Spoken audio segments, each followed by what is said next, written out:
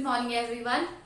In the last class we have started chapter 7 a visit to Cambridge. हमने chapter 7 start किया था a visit to Cambridge में, और हमने ये जाना था उस चैप्टर में we get to know that Firdaus Kanga was a disabled person and he wanted to meet the person same as him जो थे स्टीफन हॉकिंग, जो कि एक बहुत ही बड़े क्या थे एस्ट्रोफिजिस्ट. तो आज हम शुरू करेंगे पेज 97 से और लास्ट सेकंड पैराग्राफ से. Open at page 97 last second paragraph. Surely I wanted to say, उन्होंने कहा निश्चित रूप से मैं ये कहना चाहता हूं, living creatively with the reality of his disintegrating body was a choice. उन्होंने कहा डिसइंटीग्रेटिंग मतलब यहां पर कहा गया है स्लोली जो बॉडी में जितने भी डिफेक्ट होते हैं, जो भी है हमारा टूटता हुआ जो शरीर होता है, उसको वास्तविकता से जो रियलिटी से जो हम उसे लिंक करते हैं, ये एक बहुत ही ज्यादा डिफिकल्ट होती है और हमारे पास कोई चॉइस नहीं रहती उसे अडॉप्ट करने की या उसे एक्सेप्ट करने की. But I kept quiet, but वो चुप रहे. Because I felt guilty every time I spoke to him. But मुझे ऐसा अंदर से गिल्टी फील होती थी, मुझे बहुत ही ज्यादा शर्म आती थी अपने आप पे जब भी मैं उन्हें बोलता था. फोर्सिंग हिम टू रिस्पॉन्ड, मैं उनसे या कुछ पूछता था, क्योंकि वो जो फिरदौस कांगा थे he was a disabled person, but उन्हें स्पीकिंग प्रॉब्लम नहीं थी. बट जो स्टीफन हॉकिंग थे, व्हाट ही यूज्ड टू, उन्हें सबसे पहले वो जो मशीन लगी हुई थी उसमें फील करना पड़ता था, देन वो उसके बाद आंसर देते थे. इसीलिए जो फिरदौस कांगा थे उन्हें बहुत ही बुरा लग रहा था कि अब मैं इन्हें कैसे बोलूं बार बार. There he was tapping at the little switch in his hand. फिर अगर उनसे कुछ पूछते तो उनके हाथ में एक लिटिल स्विच था, उसे वो दबाते. Trying to find the words on his computer, फिर वर्ड्स ढूंढते कीबोर्ड टाइप में.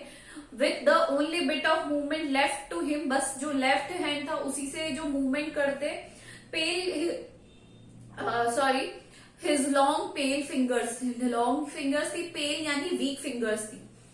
Every so often his eye would shut in frustrated exhaustion, but उनकी आईज हमेशा फ्रस्ट्रेटेड रहती, उनकी निराशाजनक फेस हो जाती जब भी वो लिखते, क्योंकि उन्हें बहुत टायर्डनेस फील होती थी, वो बहुत परेशान हो जाते थे उसको लिखते थे जब.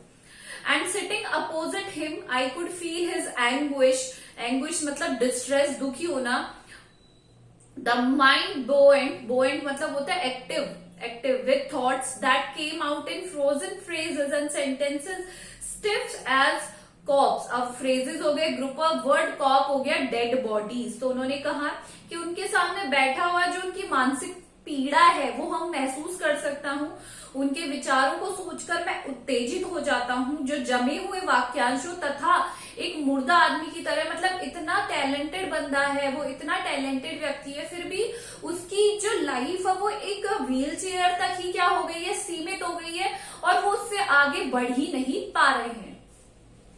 A lot of people seem to think that disabled people are chronically unhappy. Chronically मतलब होता है permanently. अब कुछ लोगों की अवधारणा है ये कि जो डिसेबल्ड लोग होते हैं वो क्रॉनिकली अनहैप्पी होते हैं.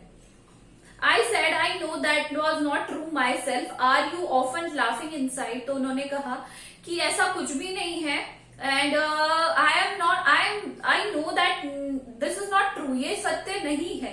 About three minutes later he responded. 3 minute बाद उन्होंने रिस्पॉन्ड किया. किसने? स्टीफन हॉकिंग ने. I find it amusing when people patronize me. Patronize मतलब होता है सपोर्ट. मुझे बहुत ही ज्यादा अमेजमेंट होता है, अम्यूजिंग मतलब फनी लगता है, ये बहुत ही ज्यादा इंजॉयबल लगता है जब लोग मुझे क्या करते हैं, पैट्रोनाइज करते हैं, सपोर्ट करते हैं. And do you find it annoying when someone like me comes and disturb you in your work? और तुम्हें भी कभी अनोइंग लगता होगा कि तुम्हारे जैसा ही कोई व्यक्ति है और वो तुम्हें आकर क्या कर रहा है, डिस्टर्ब कर रहा है, तुम्हें किसी चीज में पोक कर रहा है, और जबकि वो जो सामने वाला व्यक्ति है he is as like you. The answer flashed हुआ, चमका. Yes. Then he smiled his one way smile. उन्होंने अपनी वन वे स्माइल हंसी. And I knew without being sentimental or silly that I was looking at one of the most beautiful men in the world. और बिना किसी sentiments के और सिली, बेवकूफ भरी, जो चिंता चिंता नहीं, मूर्ख जो भाव थे, मूर्खता पूर्वक जो भाव थे, उसका मैंने महसूस किया और मैंने देखा कि जो मेरे सामने जो व्यक्ति बैठा है, he is the most beautiful man in the world. First glimpse of him is shocking. उनकी जो फर्स्ट ग्लिम्स थी वो बहुत ही ज्यादा शॉकिंग थी, because he is like a still paragraph. एक ऐसे फोटोग्राफ, एक स्टिल फोटोग्राफ कैसी होती है, उसमें से मूव करते हैं लोग? नहीं, फोटोग्राफ में से हमेशा स्टिल ही होते हैं people. As if all those pictures of him in magazines and newspaper have turned 3-dimensional. और जो मैंने उनकी पिक्चर्स देखी थी न्यूज़पेपर में और इनमें, वो सारी कैसी थी? 3 आयामी, 3-dimensional थी. Then you see the head twisted sideways into a slump. Slump होता है डिक्लाइन, मतलब जो उनका हेड था वो एक साइड स्लम्प डिक्लाइन होता हुआ, डिक्लाइन मतलब downfall. And the torso shrunk inside the pale blue shirt. Trunk, torso बोलते हैं उसे. पहले वो जो pale blue shirt थी उसके इंटक करी हुई थी शर्ट. द वेस्टेड लेग्स, जो उनके लेग्स थे वो बहुत ही ज्यादा दुबली पतली थी क्योंकि वो एक डिसेबल्ड पर्सन थे. You look at his eyes which can speak still, but उनकी आईज हमेशा बातें करती हुई नजर आती थी. And they are saying something huge and urgent. और उनकी आंखों से ऐसा लगता है कि वो बहुत ही ज्यादा बड़ा या कुछ अच्छा कहना चाहते हैं. It is hard to tell what, but ये बताना मुश्किल है कि वो क्या कहना चाहते हैं.